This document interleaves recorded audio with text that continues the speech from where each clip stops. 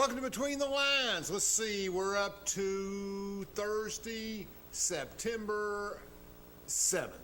Okay, September 7th. And I'm here, we're talking volunteer football today. I'm here with previous long snapper for the Vols for 4 years, school for 5, snapper for 4, Riley Lovingood, who's now a professional football player in the USFL.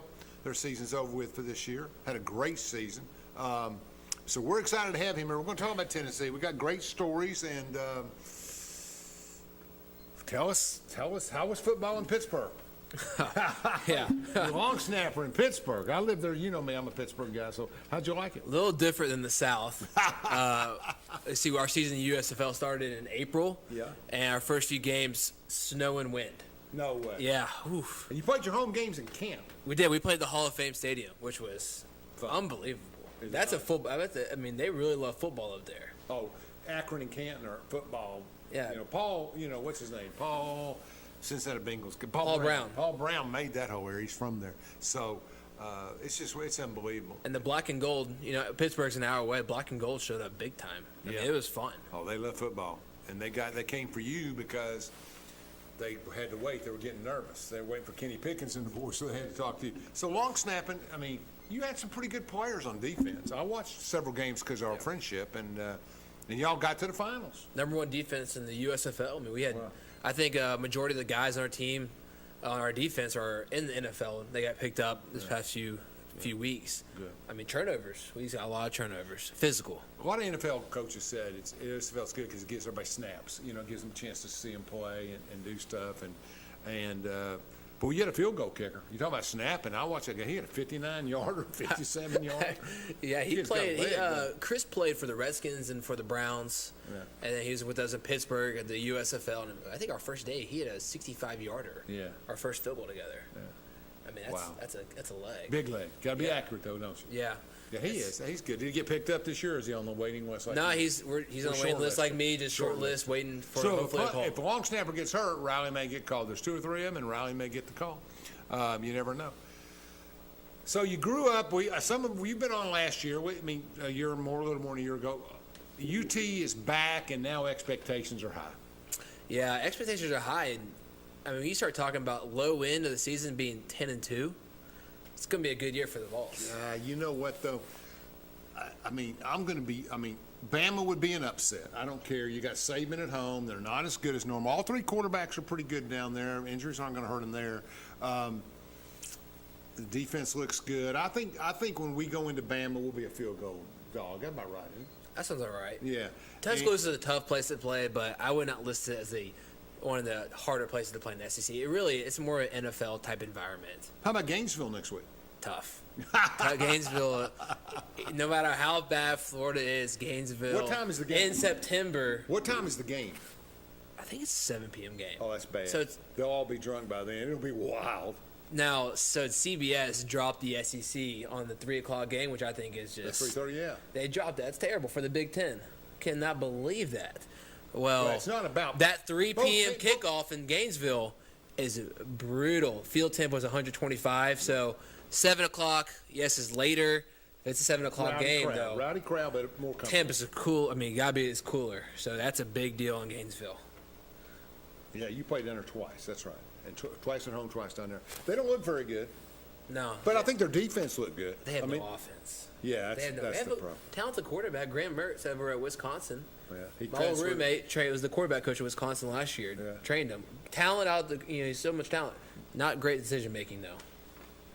Well, it goes back to the old draft choices like Ryan Leaf and Marcus Russell. If you can't make the mental choices, it doesn't matter how gifted you are. And they make the right choices during practice, but when a guy gets in a game, how do they react? What are they going to throw in a game with pressure?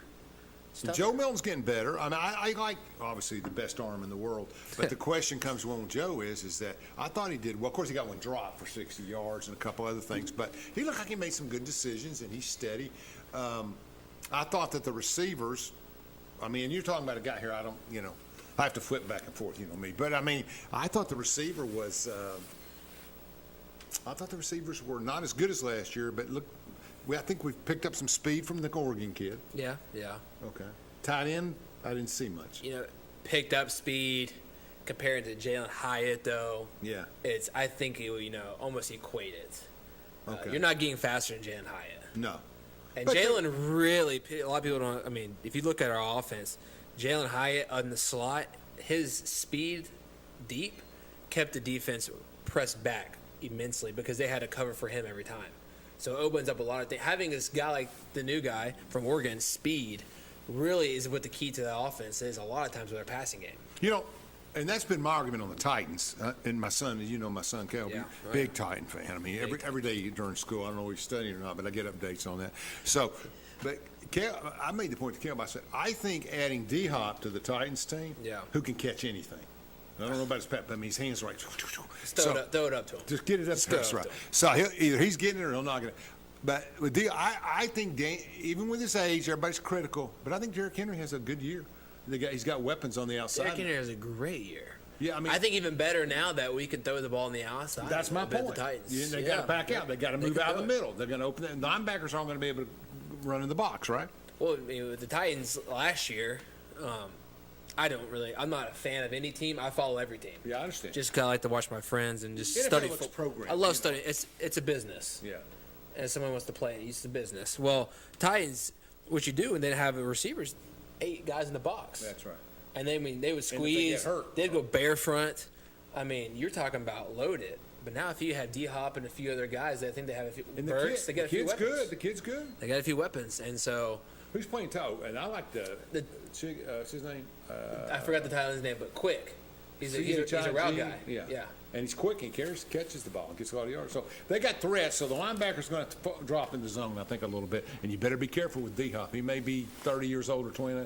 Ooh, 31 years old, but oof. Still demands respect. You're not going to go man single high on D-Hop. You're going to have to always be cover 2 back, if not 3 or 4, but you in the coverage, but have a guy over top, basically a shell front. And I think Tannehill's underrated. I think he's a good game manager. He's good. He's a good game. He won't kill you in the game. He's not gonna make the heroic throws. He's not Mahomes. Did you play against Will Levis? Was he? No, he was after you. No, he was after me. That's right. Because you've been gone a couple years. He just played a couple 3 years. Yeah. So Levis looks competitive. I'm not sold on him. When you watch him versus Tennessee last year, our defense wasn't the best last year. And I think he threw 3 or 4 picks. And Mailer looked better. He didn't jump off the page. That's what I'm saying. Our backup looked better at Titans. He looked better. The kid that played last year. Willis. Well, yeah, Willis. He looked better. He looks a little bit better. Takes a lot of snaps, though. When you don't get any snaps, of course, he got some late. Well, remember they brought Josh Dobbs in. Yeah, is he playing in Arizona or is he back? Josh is going to be. I think he's going to be the starter. Wow. In Arizona. Hard not to cheer for him. Oh my gosh. I love phenomenal guy. We don't have the tape on, but you played with him in the Georgia game. I played with him for 3 years, I think. Yeah. We put 3 seasons. Smart guy, huh? Really smart guy. Yeah, and a kind man. Disciplined. Yeah. Good guy in the locker room, the leader. Yeah. But he's a playmaker in the games. Yeah. Don't you remember at Tennessee they used to always think the backup quarterback from when he first got there was going to be the guy. Yeah. When you put Josh in a game in college, he made the plays. Yeah, that's right. A lot of schools like that, really. That's how Johnny Manziel was when he was young. They put him in a game, he ran around, couldn't catch him. It's different things. So if you had to rank the SEC this year, Georgia's until somebody beats them, they're number 1. They don't have a lot of offense, though. Yeah, but they have a heck of a O-line. Yeah, 4 or 5 They're going to be steady. Not thinking. You got the same 4 every year. You got Alabama, Georgia, Notre Dame, Michigan, O-lines, the universities, all of them. They all put people in the pros every year. I wasn't going to throw Notre Dame in that mix, but I know you would. I am a Notre Dame, but they're ranked 2nd this year. Michigan's 1st, Alabama's 3rd. Georgia isn't even in the top 3 or 4. In what? In offensive lines. Really? Yeah, that's what I read. it could be a different poll. You know what I mean?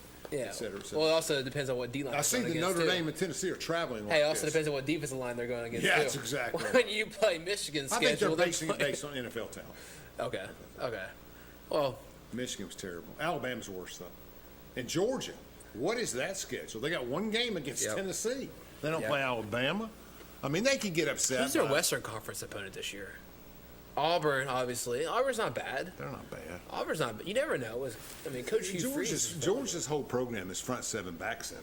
That's where they are. They run the ball well. We always knew one thing, though. Stetson Georgia Bennett was a winner. He was a winner. Yeah, Georgia's a good spot.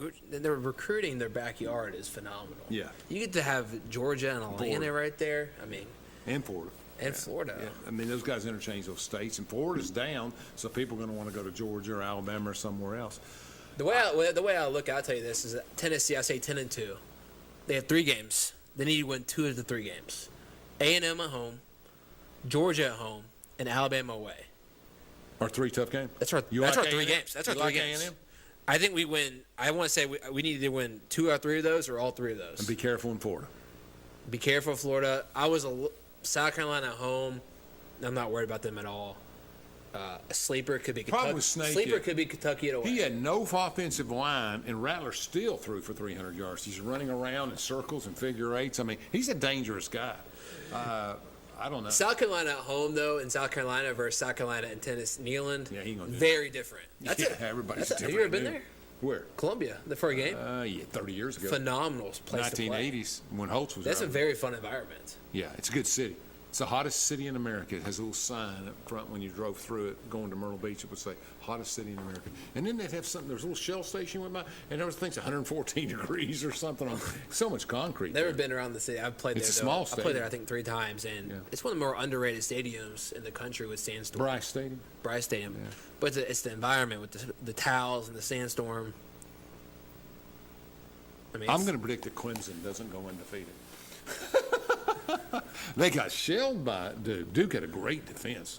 Yeah, but they don't have it this year. Clemson also fumbled it twice inside the 5-yard line. I mean, they killed themselves. Kind of like LSU. Yeah, oh gosh, that was pain. I mean, it's painful to watch a team who is better than the other team talent-wise, no doubt. No doubt. But just is killing themselves. Although quarterbacks make a big difference in college football, and that quarterback difference. from Florida State was calm. He threw the ball well. He's not probably as talented as the LSU guy, but they just threw the ball. But yeah, it was with this is a Notre Dame we're talking, but Brian Kelly mismanaged that game. Yeah, he wasn't very good at it. I mean, he's always. But we had the same problem up there. He doesn't do well in the big games. Well, we've seen that for years from Brian Kelly. I mean. He did fine at Grand Valley State when he won that. Florida State's not bad. Florida State should always be a good school too. Oh, it was top 10. Florida, top 10. But they have the better players than LSU. LSU just didn't show up for that game. And that's kind of strange. Well, I tell you what, I think Brian Kelly runs his team more as a CEO. That's correct. He's not going to go in there. Cash his $9 million check. Rally up his guys. And that's what they needed at halftime. And what they had instead, and his whole point was, we'll be fine. We'll make correct the mistakes. We'll get it done. We're going to be fine. And they were so shell-shocked, even though they were ahead by 3 at half, they were so shell-shocked that they just couldn't respond. That's what, and when you're not a players coach, when you run like almost Florida like State's business, yeah. X's and O's. That's a pro football coach. You got to have in college. You got to play emotions with the college kids. You got to play emotions at halftime. If you're down, you're the better team. That's what your coordinator. You're not going to go in there and draw X's and O's and be like, all right, here's what we're going to fix. That's coordinators do it. Coach needs to go in there and get them fired up. Flip the emotions. That's right. I think one of the best ones I ever heard was we were. I don't know if everyone remember, but 2015, 2016, we used to lose every first half, and we'd come back and win the second half. Well, we got some great speeches. It was never X's and O's. It was, hey, let's play loose and play free. Mm-hmm. Who cares? Let's just play all out. Hit somebody. It's a way to do it. We're going to take a short break. We'll be back with everything UT football. We're talking Tennessee football today. Little times, but a lot of balls. We'll be right back.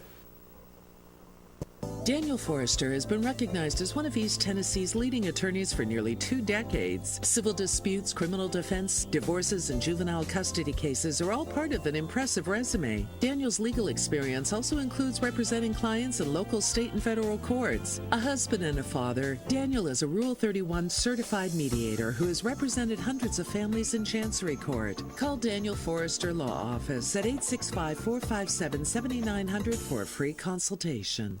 From Oak Ridge, Tennessee, IB3 Global Solutions conducts operations around the world to enhance the U.S. national security posture and minimize radiological and nuclear threats. IB3 Global Solutions. Mission first. Fan Gear Barn is Oak Ridge's source for new and vintage sports fan gear from around the world of sports. Find your favorite team gear at Fan Gear Barn, located at 977 Oak Ridge Turnpike, across from the hospital. Open 10 a.m. to 7 p.m., 6 days a week. Closed on Sundays. At Navarro, we partner with our clients to advance clean energy and deliver effective solutions for complex challenges in the nuclear and environmental fields.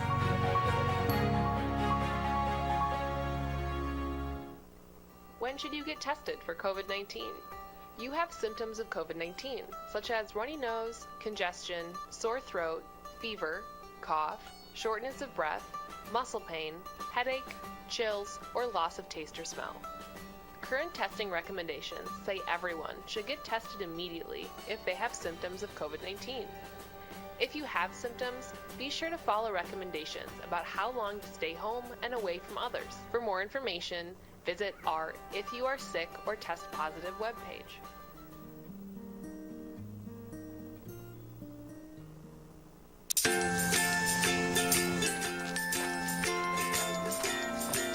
All right, crew, let's get started. All right.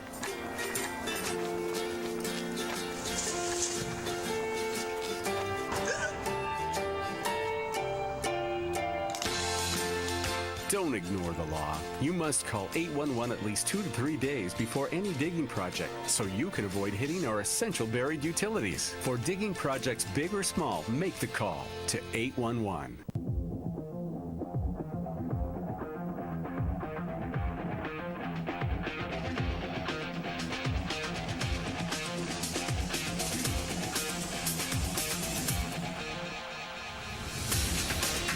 Welcome back. We're talking UT football. We were just talking about UT admissions. I'm going over to Calhoun's this week to listen to Austin Peay's presentation. Essentially, Austin Peay's coming to town to collect their $1 million and go home on Saturday. And but they're coming to Calhoun's on the river to talk to prospective high school seniors about why they should go to Austin Peay. It's kind of smart. Are they really? So, yeah. Caleb's going over from 7 to 8 to listen to what they have to say, and I'm going with him. And well, you like Clarksville. You have connections there. Well, my sister's on the board of governors. Yeah. She knows all of them, right? So we got to go. I mean, we got no choice. Jeannie's that you're going. So we're going to listen to what they have to say. It's a nice place. I mean, I'm an MTSU guy, so I don't have a lot of love for Austin Peay. I was at MTSU when Fly Williams. I was at Austin Peay. Talk about a talented guy. Woo. Right out of the ghettos of Brooklyn, and averaged 37 a game, leading scorer in the nation. Just unbelievable. Okay, let's get back to it. Okay, the Mays brothers. Tell me about Cooper's still there, right? I think he's the other injured right now. Cooper is. I think he's. One's older, one's younger. Yeah, Cade is older. And Cade is actually starting in the NFL. Carolina, I think. Is that where he is? I think he's with Panthers. Yeah, if I'm not mistaken. Now, I never played with him. I played against him. You played high school ball with Jalen Hurd. Yeah. He retired. Yeah, he came back and played for the Patriots, and then a few days and retired. He must be just. I haven't talked to him, but I'm sure physicality of 20. He's probably 28 now. Yeah. Is he that old? He's that old. How old are you? 26. Well, how's he 28 if y'all went to school together? Is he older? Yeah, he's older than me. Okay, I got it. Okay, so we're going to look at this position by position on Tennessee. All right. If anybody upsets Tennessee, you're saying it has to be a road upset, except for Georgia. That's not an upset, though. Georgia will be favored here if they're undefeated. Gosh, what an environment that's going to be. Woo! Tickets are like that. You're not Georgia. Georgia's the only team to ever go to Notre Dame and have more fans in the stands. They bought all the tickets for $2,000 apiece. What's that say about Notre Dame? Says we know we're businessmen. We ain't business school in the country, Mendoza Business School, and that's we saw an opportunity. Buy for $100, sell for $1,500. You got to do what you got to do. That's a great game too. 21-20, 22-21. That was a good game. But they were up in the stands. They were high. We sold them real high tickets. But thankfully, our away schedule is pretty easy this year. Yeah. The worst one, my least favorite one is this year. Let me think. As a player, which one would it be?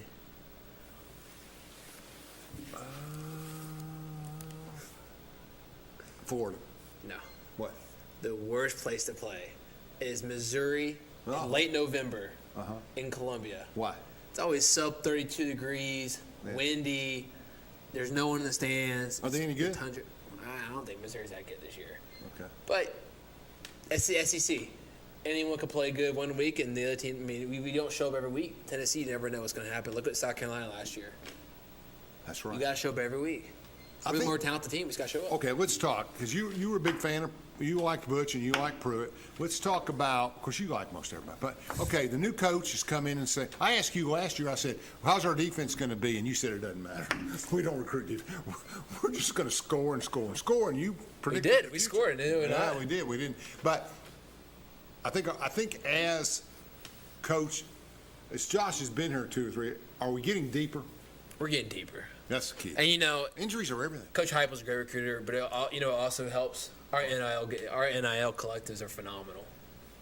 I mean, our community, the support that people give Tennessee football when it comes to name, image, likeness. So what you're saying is Tennessee's a professional football team. I mean, that's what bothers me about it. A conference realignments, the whole thing. And I know this is self-serving, but Chip Kelly comes out and says Notre Dame's the only one that's got it right. Let's have 64 teams and no conferences. And then we'll just pick the best 12 teams and go to work. Conferences are screwing everything up. NIL screwing everything up. But at the same time, I would have to differ. My opinion. Well, I want you to differ. You played the game. You're getting paid. I think now. the NCAA is the one that screwed everything up. Oh, I'm not disagreeing with that. I think for the longest time, people have been taking salary. advantage of the student athletes. No question. No question. When I was in college, and I'm not going to name any people, players got paid. Not me, I wasn't that good. But, I mean, players got paid, top-notch recruits, guys who went to the NBA eventually. Basketball players got paid by sponsors and 40 years ago and people because they couldn't eat. They didn't have money to do stuff. They got paid. They went and sold cars part-time for $1,000 a month, or they did, which would be like 3 or 4 now. I mean, it's just different. I mean, I agree with you. I think they should get paid. But Nico gets $1 million or $2 million, and everybody else gets, and then you get a bunch of guys get nothing, and you got some other guys that get this, and Sam Hartman's up there buying shoes for everybody. I mean, the bottom line is it's kind of unequivocal. What am I talking about? It's a free market. As a long snapper, I understand that I wasn't getting $1 million like the quarterback was. But the quarterback brings a lot more money than the long snapper does. Interesting. We Tennessee in 2017, we lost every SEC game. We went 0-7, 0-8 in the SEC. Right. That year we brought in $133 million. Right. People are loyal. Tennessee fans are. There's nothing like Tennessee. That's why we're killing. That's why we're crushing the NIL. Tell me about what are we doing in the NIL that other people are not doing? I just think our fan base is. But I'm missing the point. How much money are we collecting? How are they distributing it? How does it work? Explain to everybody out there. NIL is where we're selling endorsements, and we're giving college players, depending on their value, contracts and money like a professional situation. So how does it work? You almost look at it as a collective, as an agency for the players. Collectives are not associated. They're not inside the university, so the university's not doing it. Right. So it's separate from the university, which is good because that keeps it clean. And who manages it and who regulates it? That's the big issue right now. Yeah. That's what you're talking about in the U.S. Senate and Congress. That's what they're talking about right now. They're going to start, how do you govern it? Right now, it's the Wild West. There's nothing governing anything, really. So rumors got out. We've heard all kinds. Nico gets $8 million. Then you find out it's up to. It depends on starts and all that kind of stuff. Just like every NFL contract is $70 million. Well, inside of it's every bit of incentive guaranteed, play bonus, standard. You have to hit all these metrics. Get your money up front, and that's the only money you can count on. Which is probably the right way. Yeah, 40% of it. You still have to earn. You have to earn your money, and that's fair for both sides of the argument. Of people giving the money and people receiving the money. So there's a collective. Let's go back. There's a collective. Both sites located in Knoxville, Tennessee, for UT. Okay. Our biggest one's Spire Strategies, if I'm not mistaken, but there's a few other out there. So Spire Strategies is a bunch of local investors or local businessmen or whatever businessman, UT grads, and they collect money from sponsors. Who decides? So it doesn't quite work. I think a lot of it is they work with the athletes and figuring out what they're interested in, and then vice versa, just with the businesses and people on what athlete they're interested in. And I think they're really part of bridging the gap. They play an integral part of helping athletes find businesses to work with and businesses find athletes. So that's not hard for Peyton Manning, but it might be hard for Joe Johnson on the offensive line. Yeah. And it's great for Joe Johnson if he can benefit off of his work on the field and his name. Right. So, let's say that. So you sign a guy like Nico. Now, the thing it stinks for is all the other schools that aren't Tennessee. Nico, well, I mean, your Tennessee's, your Notre Dame's obviously a national franchise. Your other people, because they limit what they do up there. All the other schools out there that aren't Tennessee, Bama, Georgia, Notre Dame, Michigan are very upset. They want this thing to be legislated, regulated. Which I understand that. As a Tennessee fan, though. Oh yeah, we want to go freelance. That's why we're the best here in Knoxville. So, I mean, so we're gonna get. So let's just use Nico for an example, and everything we say is speculative. We don't know what Nico's deal is. Yeah. So but he's the top recruit in the country. I think he's gonna get some playing time this week too, right? Yeah, obviously.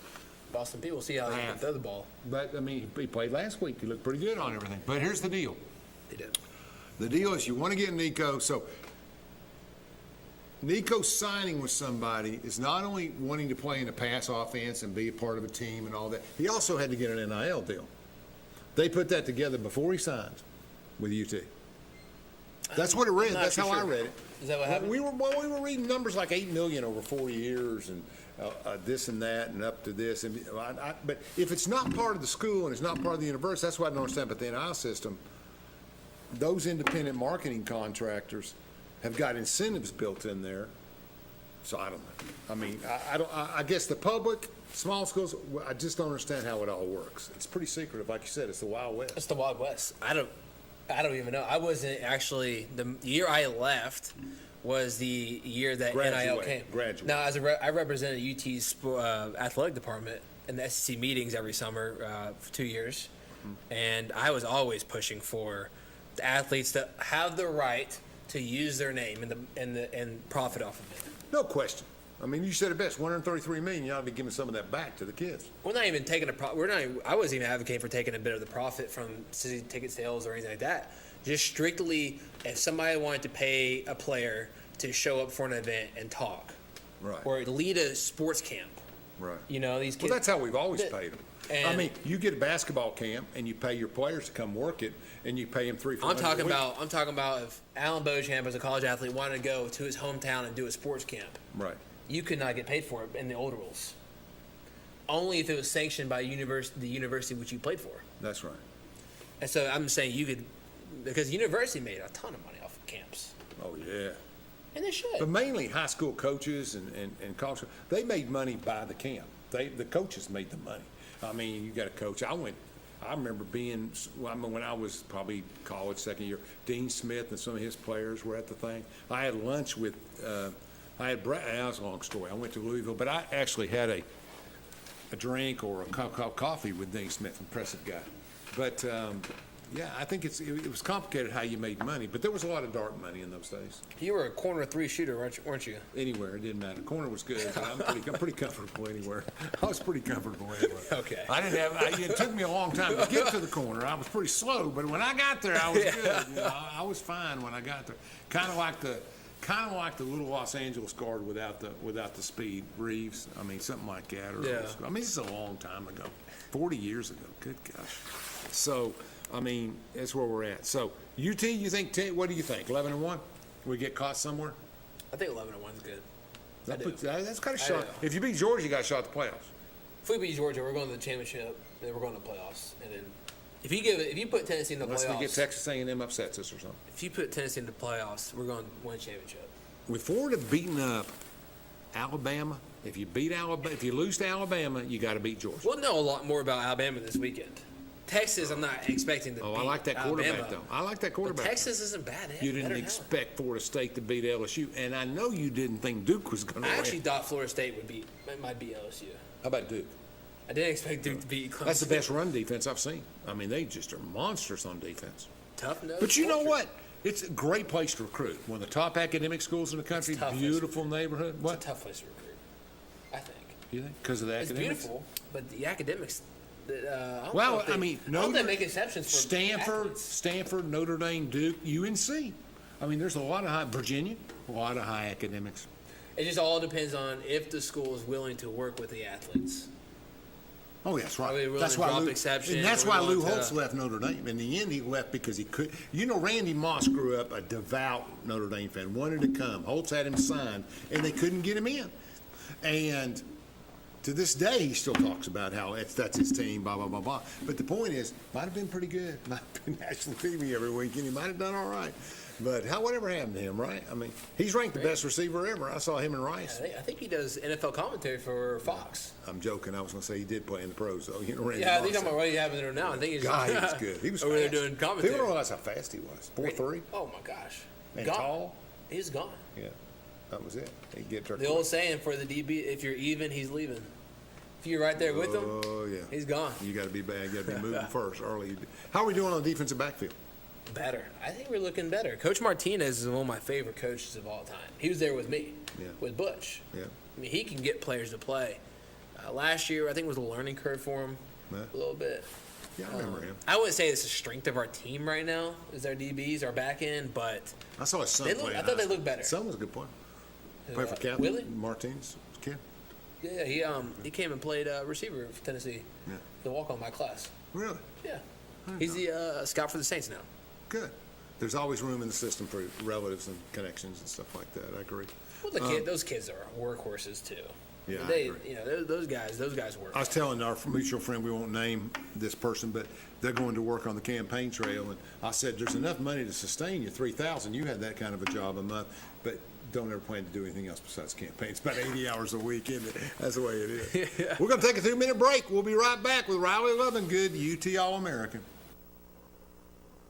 Daniel Forrester has been recognized as one of East Tennessee's leading attorneys for nearly 2 decades. Civil disputes, criminal defense, divorces, and juvenile custody cases are all part of an impressive resume. Daniel's legal experience also includes representing clients in local, state, and federal courts. A husband and a father, Daniel is a Rule 31 certified mediator who has represented hundreds of families in Chancery Court. Call Daniel Forrester Law Office at 865-457-7900 for a free consultation. We should never lose sight of our health. To keep moving forward, let's not forget everything we've learned. Limit the salty food options. Make your own daily exercise routine.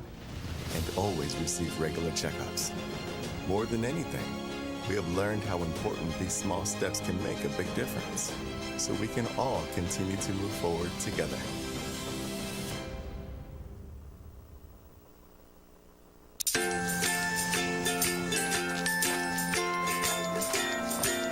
All right, crew, let's get started. Sure.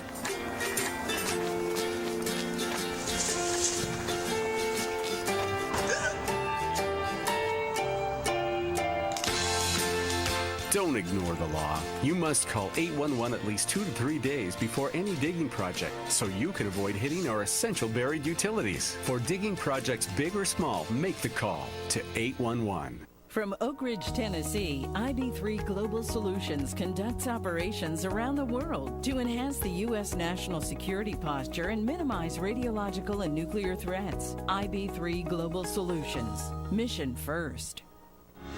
At Navarro, we partner with our clients to advance clean energy and deliver effective solutions for complex challenges in the nuclear and environmental fields. Fan Gear Barn is Oak Ridge's source for new and vintage sports fan gear from around the world of sports. Find your favorite team gear at Fan Gear Barn, located at 977 Oak Ridge Turnpike, across from the hospital. Open 10 a.m. to 7 p.m., 6 days a week. Closed on Sundays.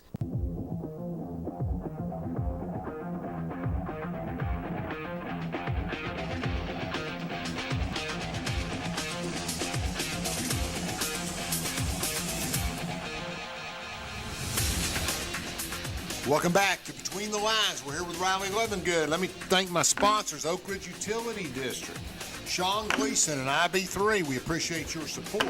And Navarro, you know Ryan? Yeah. Ryan Overton, great lady, just super. And we've got a lot of good supporters. And Daniel Forrester, our main sponsor. Do you know Daniel, attorney, running for chancellor? Good, great guy. He's doing great. And those are our sponsors. I know I forgot somebody, but I'll get him in the next break. All right, we appreciate everybody. Okay, we're looking at the UT Vols, and we're assessing stuff. And Riley knows a lot of these people, so he's kind of assessing our shots. So you look down everything, and my son's one of these people. You know, he's got the programs where you can go back and grade the players and do all the like the scouts use and everything. And And he'll come into me and says, that's wrong. That cornerback's too slow. That guy's too tall. I'm thinking, man, whatever happened to Hart, But can't measure Hart, can you? Oh, it's tough. It's tough. So we're talking about D-backs, and you think we're a little better? You think our corners are a little better? I did think so. But I'm looking around. New quarterbacks at Alabama. Georgia, new quarterback. Florida, I don't know, high school quarterback. I don't know who he is. And good defense, though, they're always going to do. Oh, it's good and some other stuff. And I'm thinking, they're not going to be really tested except for South Carolina. What's A&M got? A&M's talented. And They should be over there. And Jumbo knows what he's Jimbo, whatever he knows what he's doing. See, it's Jimbo. We call him Jumbo. But go ahead, that's all right. Texas A&M is one of the top 5 NIL schools there is. Oh, yeah. They have the oil money. I mean, they got some players over there, too. So I'm not the biggest Jimbo Fisher fan. I don't think he's the greatest coach of all time. Not a play call. I think he's been I think he's on par with Kevin Sumlin right now, record-wise at A&M. Yeah. And he's dealing with a lot better talent than Kevin Sumlin had. Kevin did good. Kevin Sumlin's a good coach, I thought. Did he still coaching or you retired? Okay. I thought he went to Arizona, but now you get $10 million to coach, you don't have to ever work again. I mean, Coach O, they gave him $17 million. He said, "Where's the door?" Yeah, I saw his film. I saw that. He said, "It's great when we go." Butch is at Arkansas State. Yeah, tough week. Well, that's all right. That's the gimme week. That's the $1 million week, right? Yeah, just collect your check and get on back to your regular games. But he could have retired. Butch is active. Butch is a good guy. I mean, he wanted to stay in the game. Great guy, smart guy. Arkansas State, you got to imagine, it's a tough place to recruit too. I mean, Jonesboro, Arkansas. It's tough. Yeah, you got to get him out of Memphis or somewhere. Transfers, really. Well, yeah, that helps small schools. What do you think about Colorado this week? That's a good subject. Let's talk about that for a few minutes. I think people were naive to underestimate Dion. I think 80 transfers, his own system. He let people go at Colorado, and that upset a lot of people. Boy, I thought Corso was going to lose his mind this weekend. But I think that they're going to be good. I think they're going to win 6 or 7 games. I don't think they're going to go from 0 to 13 or 1 to. I don't think that's going to happen. I think the quarterback's talented. I think the opponent was a little bit down, and I think we'll find out. When they play Southern Cal and some of those boys, we'll know more about it. I think all those schools are going to be gunning for them, scared to death to play them. You think so? They're a tough They have team. no defense for a no Division defense, I but guess what? They play in the Pac-12. They don't believe in defense out there. Yeah. They have an offense. I think they have a coach. I don't know who they play. They have a coach they all believe in, and that's. I mean, I picked them to win the game this weekend. Did you? Versus TCU. I picked them. I said Colorado's gonna win that first game. They're gonna beat Nebraska at home. They're gonna beat Nebraska at home. Easy. I don't know if their game's gonna be easy. It's gonna be like they're gonna be like Tennessee offense. They're gonna score whatever they want. Let me tell you what I learned. After 40 years of watching NFL football and college football, the NFL's better because it takes longer. You're there longer. NFL's more scheme, more. Well, it's more about like playing the game in strategic ways. Well, it's bottom line. You come out and you're a sensation your rookie year. They will be ready for you in year 2, and I think they're gonna gravitate and prepare for Sanders. There's a massive jump between pro and college. If you're talking about strictly football. Let's stay within the context of college. I mean, pros. You come out, you're a wide receiver, you get 1,200 yards, you're doing routes, you're doing different things. The defensive coordinator will be ready for you next year. He's going to scheme, put people in places. Now, obviously, if you're Marvin Harrison, it's a different deal. But you can look at it. I guarantee you Tennessee's offense was the #1 off-season study for every SEC defense coordinator. No question. It's coming. It's coming. That's right. But I still think Tennessee's offense is still going to put up points. There's only one way. There's only one way to get after Tennessee's offense, and that's to get pressure on the quarterback. If you don't pressure the quarterback, you're going to get killed. Agree? Yes, I agree. And so don't forget, Hobble was a Heisman finalist. He knows how to play. And our O-line's good right now. Untested, I think. Yeah. Virginia, I couldn't get a good feel for. I thought they did good. Well, we lost 2 to the first round. NFL. Dane Davis and Ollie Lane, good guys, real hard workers. At center this past week, they rotated. I thought they did a really good job. Untested, though, versus Virginia. I couldn't tell much. So we're going to really see how our O-line is. But the good thing about Tennessee's offense is we're adaptable. If our O-line's struggling, we have good routes, good ways to get the quarterback moving outside the pocket, move the pocket. wide splits we sometimes go. I mean, we really can change up our offense to keep the, at bay with the D-line. Milton have to excel at Florida. I mean, if Milton's tied at halftime and it's 12-12, 10-10, do they put Nico in again? No. Okay. You stick with Joe. Okay. Joe's the leader of the team. Joe's the experienced guy. Everybody like him? If you have a guy like that and I don't think this situation is going to happen, but if you were to quickly leave from him, that's not a good signal to the players. And Coach Heupel knows that. He's a quarterback. He played football. He's a football guy. Finals. He knows. Like he wouldn't do that unless he felt like he really had to. But I don't think we're going to get to that point, especially not with Florida. No, if there's an injury or something. Yeah. It's Milton's time. And if there's an injury, Nico, the offense is good. The offense isn't the most complicated offense in the world. No. You run 5-6 base formation plays, and there's just there's a lot of variations off of that. And Tennessee's going to force you to beat them. RPO. I mean, it's hard to play defense against. How do you stop Tennessee? How did South Carolina stop Tennessee? The best way to stop Tennessee is control the clock. Is rhythm. Is getting them out of rhythm. If you look at Pittsburgh last year, great example. People forget about that game. Our offense. We went 3 and out a lot. Tough. Pittsburgh's one of the better defenses in the country. I remember we used to run the similar offense in 2016 with Dobbs, Kamara, Preston Williams, Josh Malone. We had talent. We ran quick. We called it gas pedal. Kamara played in 16? Yeah. I thought he was back 12 or 13 when he graduated. I forgot. He was in my recruiting class. Okay. Alvin? Yeah. I didn't know that. Yeah. He was a transfer in my recruiting class, but he came in with me. Played JC or something. He went to Alabama, went JUCO. Yes. But we called it a gas pedal. And basically, all the games we really struggled in was when the other team held the ball and ran the ball, ran the clock, and our offense down the sidelines got on the field, felt like they needed to force the ball down the field, make up for lost time, and we got out of rhythm. Last year versus Pittsburgh, Tennessee, we got out of rhythm bad. Pittsburgh really worked that clock, and we could not catch an offensive. Yeah, that's the danger of it. The danger is they drive down in a 6-minute drive and kick a field goal or score a touchdown. You get the ball back and go 3 and out. Now you got another 6 minutes. That's 30 seconds right there off the clock. We got 3 and out. It's 30 seconds. That's right. That's right. You got to get it done. But I think our running game has gotten a lot. I think our runners look good. Yeah. Of course, the pass opens it up. That's Marvin on Derrick Henry. You throwing it out to D-Hop. We had 4 running backs with a touchdown. I think we had 4 running backs with a touchdown. Or 3 running backs. It looks like Alabama of the 1990s is what it looks like. Alabama's changed their offense up this year. Tommy's down there.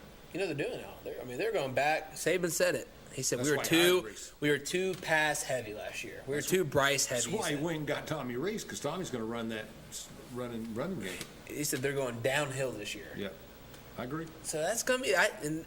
I'm telling you, Saban's their strategy versus Tennessee is going to be run the ball, pound it, huddle, run the ball, huddle, get a first down. They're going to try to slow the game down. Yeah. Well, that's you got to on Tennessee. You get a running match with them, you're in trouble.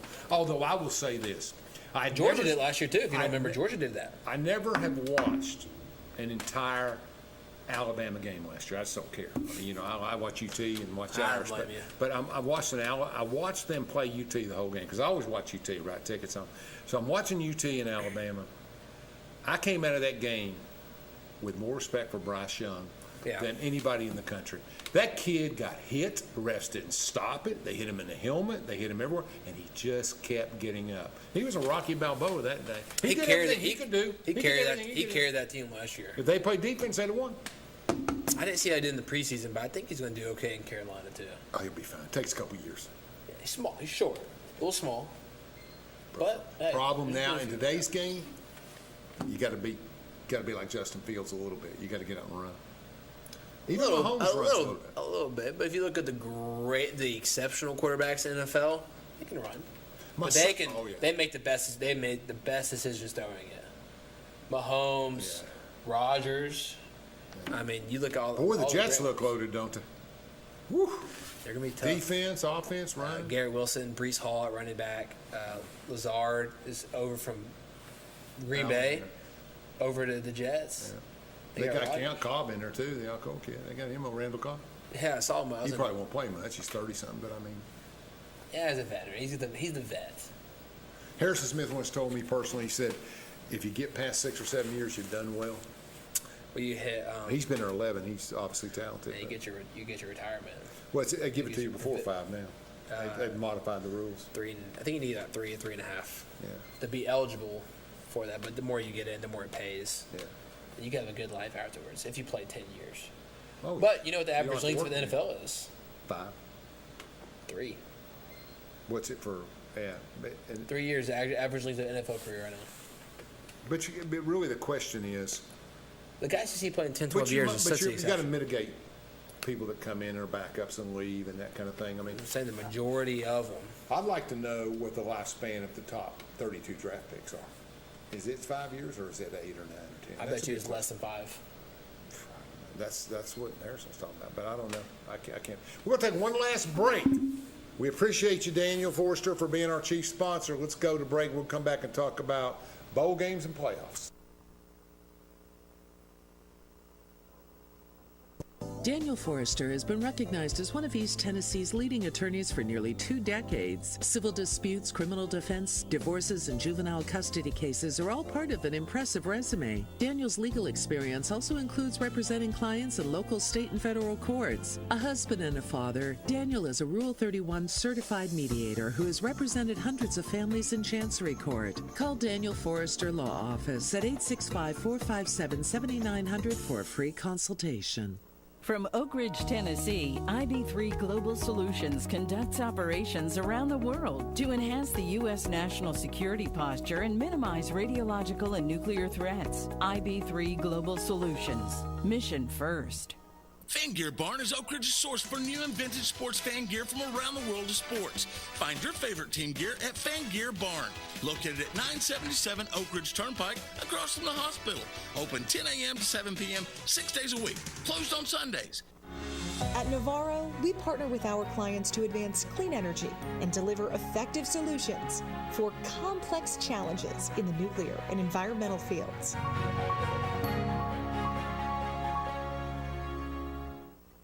When should you get tested for COVID-19? You have symptoms of COVID-19, such as runny nose, congestion, sore throat, fever, cough, shortness of breath, muscle pain, headache, chills, or loss of taste or smell. Current testing recommendations say everyone should get tested immediately if they have symptoms of COVID-19. If you have symptoms, be sure to follow recommendations about how long to stay home and away from others. For more information, visit our If You Are Sick or Test Positive webpage.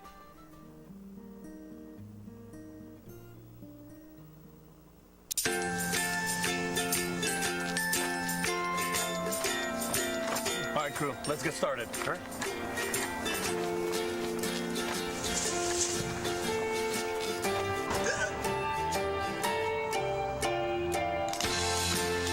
Don't ignore the law. You must call 811 at least 2 to 3 days before any digging project so you can avoid hitting our essential buried utilities. For digging projects big or small, make the call to 811.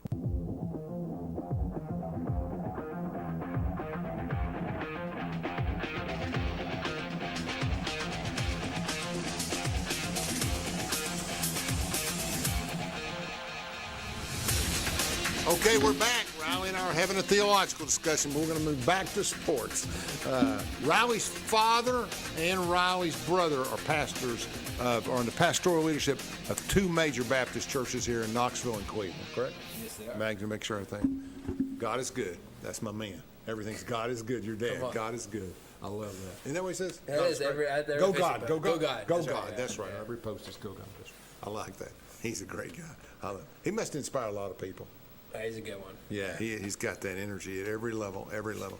All right, we're going in college football next year, not this year, from a 4-team playoff to a 12. What do you think?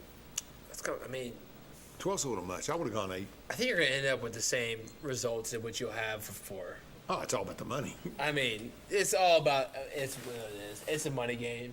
Viewership, TV. It's TV. How is it going to dollars. play out, though? We start playing in early January and finish before the Super Bowl, or do we start in late They're not December? changing. They're going to start in December. Okay. And go those weeks, and they're just going to extend it. So, It's going to be 4 weeks. Yeah, is it? They're going to buy some people, I'm sure. I think if you're first and second seed, you get a bye. That would leave, no, it's got to be more than that, because that would leave 10. You can't match 10 up. Well, We'll maybe see. 4 buys. Have they announced that they're doing it yet? 4 buys. I don't know. I think that is. I think we're speculating on it. Yeah, it's kind of like a softball tournament when we were kids. You know, you'd have 4 buys in district tournament for basketball, and then you'd have 4 play-ins. 12 would play 5, 11 would play. See, 6.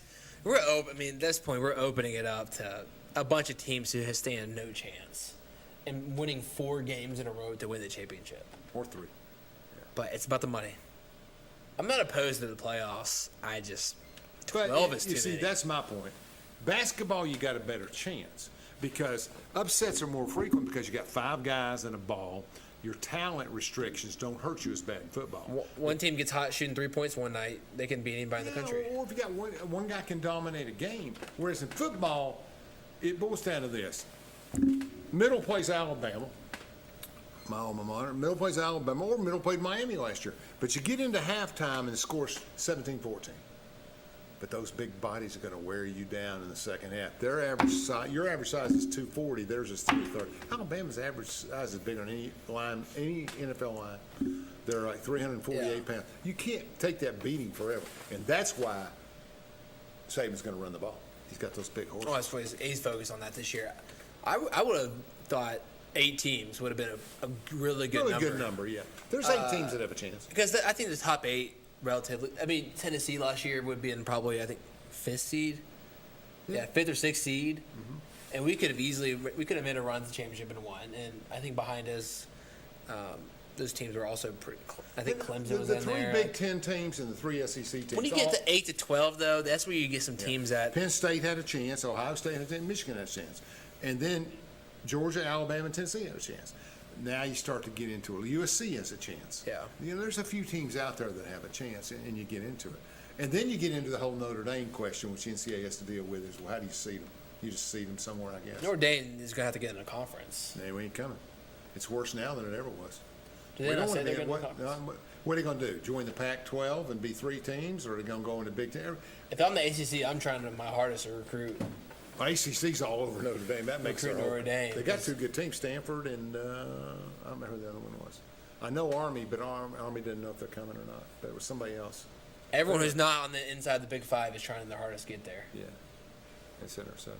Because the money's changing quick. We got plenty of money. We just want to play football in a tradition we always have. No. Any given Saturday.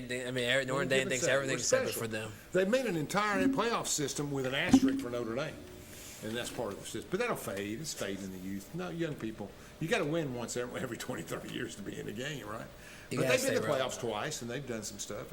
But you go there, when they're recruiting Notre Dame, they say, this isn't a 4-year decision. I like the coach they have right there right now. Oh, yeah, he's a good. Freeman's a good kid. The defensive guy, I call him a kid because I'm old, but defensive guy from Ohio State was their defensive coordinator. Yeah. He's tough.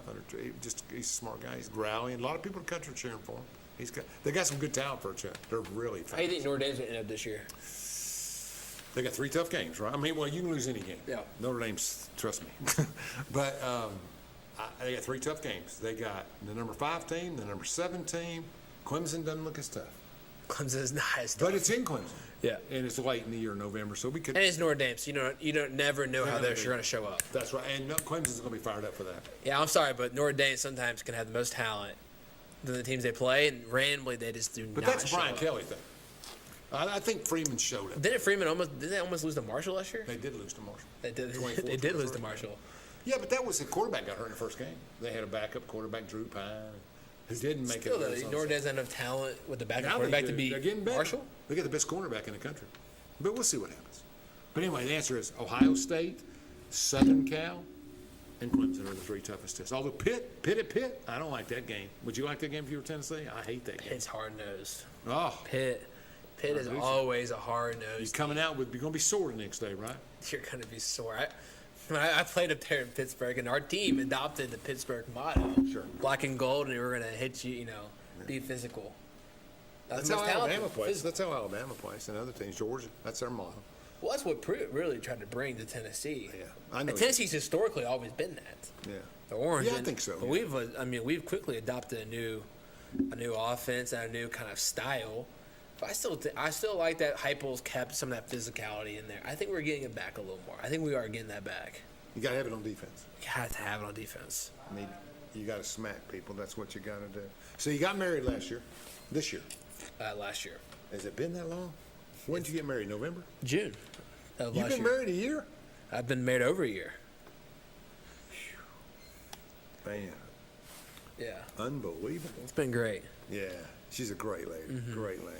So what's Stan going to do with Melina? Can we get a report on Settles? Stan's getting married in 2 months. I know. She's good. Can you believe it? Hey, listen. He hit the jackpot with that one. She's going to take care of him. She's going to keep him in line, ain't she? He did. So give me your prediction. Tennessee, Notre Dame, and then your top 4 teams in the playoffs. I don't know if Notre Dame makes it. I think Notre Dame's in the top. What's their record this year at the end of the year, Notre Dame? 10-2 or 11-1, just like Tennessee. Okay, so Tennessee, you get 10-2? Anywhere from 9-3 to 11-1. Well, you're making ranges now. What's my final pick? 10-2. Okay, 10-2, 10-2. And so then who's your 4 in? Who's your 4 in the playoffs? Ooh, gosh, I just don't like Southern Cal. But I think Southern Cal has that easy Pac-12 schedule. If they beat Notre Dame. And the media wants Southern Cal in there. If they beat Notre Dame at Notre Dame at night, okay, if that'll be a pick game. If they can do that, then especially if Notre Dame upsets Ohio State in 2 weeks, that game will be the massive game of the year, top 5 teams. So I think the issue comes down to, I'm going to put Southern Cal in there because they don't play anybody in the Pac-12, okay? Okay. Unless Dion can get them. One loss in the Pac-12, you're out. You can't get in 11-1. You've got to get in 12-0. So I think maybe Southern Cal gets in there. Winner of the Big Ten, winner of the SEC. Clemson's out. ACC's getting nobody. Yeah. So I'm going to go two SECs. Probably, the winner of Alabama and Tennessee gets in, and Georgia gets in. So you got Tennessee. I think we beat Georgia. You have Tennessee and Georgia in the playoffs right now. If they beat Alabama, that's what I'm saying. Well, that's why I'm asking for your prediction. I'm asking I'm asking for a prediction here. Okay. I think Alabama will go to the playoffs. Okay. I think Georgia Alabama. Let's go Michigan or Ohio State. I'll say Michigan. I'll say Michigan, Alabama, Southern Cal. Pick me somebody else. I don't care. Georgia? Texas, Oklahoma. Georgia? It's probably maybe Georgia. I think Tennessee's got a good chance to beat Georgia. I'm just not impressed with Georgia. They're smack now. But really, do you go? Georgia's schedule, though. That's what. So they've outdone their Alabama ability to stay healthy in their schedule, I think, is the best thing they have going for them. They never play Alabama in the regular season. What's that about? Shouldn't they play them every 4th year or something? Well, they're going to play. So is the new system now with Texas and Oklahoma coming in. There's going to be way more rotation in the schedule. Good. So Tennessee won't be playing the same teams as much. Texas and Oklahoma are going in which side? Which east or west? I think you get 3 permanent teams you play, 3 or 4 permanent teams, and then the other 4 teams are going to be a rotating schedule. So it's going to be really interesting. Go back to your question. I think Notre Dame's schedule is too tough. I think they lose 1 at least. I think Tennessee loses 1 at least. But if Tennessee beats Georgia, they're going to the national championship because they're going to get in the playoffs. If Tennessee beats A&M, and they beat either Georgia or Alabama, they're going to playoffs. You think 11-1 they're going? I think 11-1 Tennessee goes to playoffs. Our strength of schedule is top 5. Depends on other things. You need Southern Cal upset to get them out of the way. You need Oklahoma upset. That kind of Southern Cal is going to lose a game or 2. They'll lose to Notre Dame probably. Maybe. Michigan's going to have a pretty easy schedule. I think Michigan's going to be fine. They're good to get in, and I think the winner at the SEC championship. They're big, physical. Like Georgia. Michigan's a Georgia team. Yeah, I think Tennessee. I think we might lose to Georgia. And if we beat Bama, we get in the playoffs. We got 40 seconds or so. Tell me, final pick, national champion. Don't say Tennessee automatically. Make a pick. I'm going to go Georgia then. If I can't pick Tennessee, I'll go Georgia. Our talent's too good. If I can't pick Notre Dame, then I'll pick Alabama. I think Alabama's going to make a comeback this year. All right, well, I'm excited to see whose pick's correct. I don't know. I really so I can't pick Tennessee. I really hope it's Tennessee. They got a shot. They have a great shot. We have talent. We're getting better. We're a good team. Yeah, and you're right. The talent's moving to those big universities and the more people like we're talking about, and coaches. See, it helps to have a young coach, too. Hopple's young, Freeman's young, and people like that. I think they're going that way. How much time we got, Chandler? I guess we're out. We're getting ready to go. Thanks for watching tonight. We really appreciate you.